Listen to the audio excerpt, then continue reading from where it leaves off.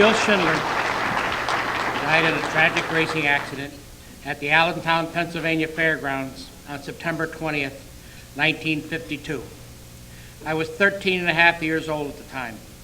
Unfortunately, I never got to meet him personally, but luckily, I did get to see him race several times as a youngster. I can still remember cheering for the one-legged driver of the black number 2. Watching him race and win led me into a lifelong love of auto racing. When all my friends wanted to play baseball, like number 9, Ted Williams, I was different, because all I ever wanted to do was drive a race car like Bill Schindler in the black number 2. It was a magical time in a young boy's life, full of dreams and hope, and it was a magical time in auto racing itself. After World War II, there was a pent-up demand for excitement and entertainment, and for the first time in 20 years, people had money to spend. They were literally racing 7 nights a week. Bill, known as the Freeport Flyer, because he raced out of his home base of Freeport, Long Island. From April to September, Schindler's schedule was typically like the following. Monday nights, it was a trip up to Bridgeport, Connecticut. Tuesday, down to Paterson, New Jersey. Wednesdays, a simple 500-mile trip across New York State to race at the Buffalo, New York Civic Center. On Thursday nights, he was back in Connecticut to race at West Haven. Friday nights up to Stafford, usually, and on Saturday nights he was always at the West Springfield Mass track, where he was track champion in both 1947 and 48. Sunday afternoon, take a break and go out to Thompson for an occasional Sunday afternoon fling on the high bank 5/8 of a mile. Sunday nights finished the week by racing at Cherry Park in Avon, Connecticut. That's quite a week, and they did it every week. I just wanted to paint a word picture of what it was like when Bill won 53 feature races in 1947, and to prove it was not a fluke, he repeated the exact same win total in 1948. Bill started racing in the Depression year of 1932. He raced everywhere, trying to make a living in the money-strapped era. In 1936, while racing a sprint car at the Mineola, Long Island Fairgrounds, he tangled with the fence as he tried to make a pass on the outside. The car catapulted into and over the fence, and he was seriously injured. In those days of primitive communication, several people were under the impression that he had died, and one newspaper even went so far as to print his obituary. Fortunately, the doctors were able to save him, but in order to prevent the spreading of gangrene, doctors were forced to amputate his left leg well above the knee. He returned to drive again that year, winning the 1936 Indoor Championship at the Boston Garden. Obviously, losing his leg had a major impact on his lifestyle.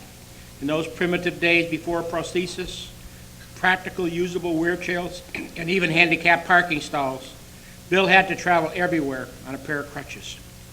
Bill used his handicap with courage and grace.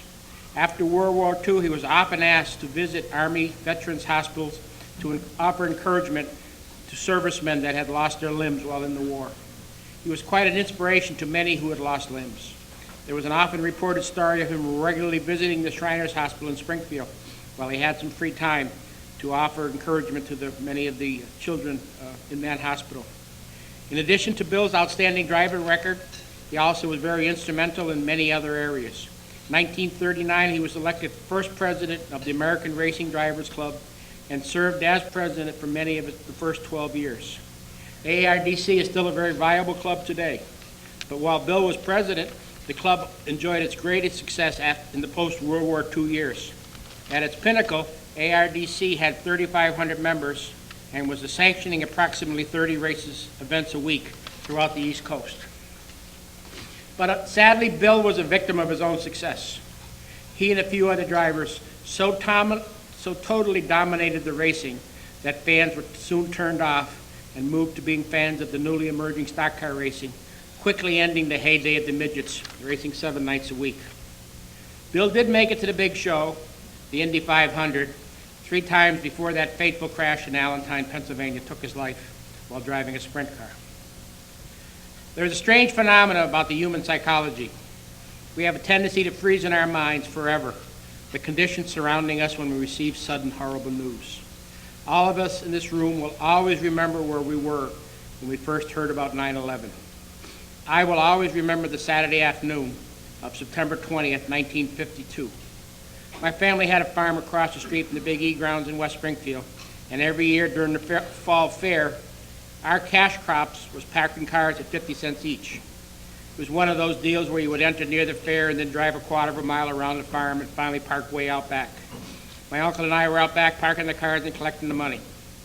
I remember vividly, a young man got out of a fairly new car, and as he gave us the money, he said, "I just heard on the radio that Bill Schindler was killed at Allentown." I was devastated. I didn't even know where Allentown was, but I just knew that I lost part of my childhood. It is my pleasure here today to present the man that many racing announcers call Bronco Bill.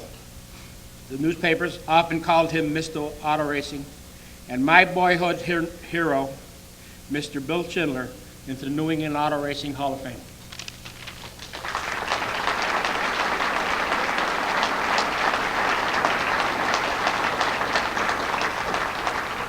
Interestingly enough, his widow, Rose Schindler, is still alive and doing very well. She lives in Lyndhurst, New Jersey. She's in her 90s, and she's a very active person, but she can't drive any longer. There's a sister club to our club called ACOT, and they pretty much focus on open cockpit cars, midgets, and she isn't on the board of directors of that club, and if you were to order a t-shirt or a cap from them, she'd be the person to mail it to you. But we had some wires crossed, and the person we had expected to drive her up today was unable to do it, and we spent the last few days trying to find someone to drive her to New Jersey. She couldn't spend the night, so we had to find someone who could pick her up this morning and return her this evening, and unfortunately that didn't work out. But I am going to bring up Mr. John Palmer. John's the racing event director of ACOT, to accept the award on behalf of Rose Schindler. We'll make sure that she gets it. John? Hello, everybody, and welcome. Thank you very much, Al. I don't have to say much more. You pretty much summed up Bill's racing history. And I'm just honored to be a part of the ceremony here this afternoon in Rose's absence.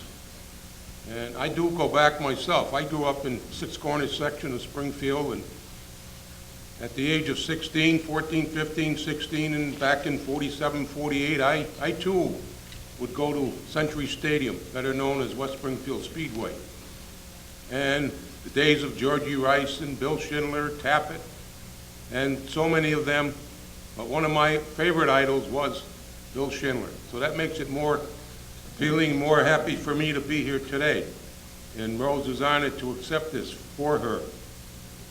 And I will see that Rose gets everything that's due her in honor of Bill. Once again, I'd like to thank the selection committee for selecting Bill into this NEAR Hall of Fame, and also I am a member of NEAR likewise. Thank you very much, and go Patriots.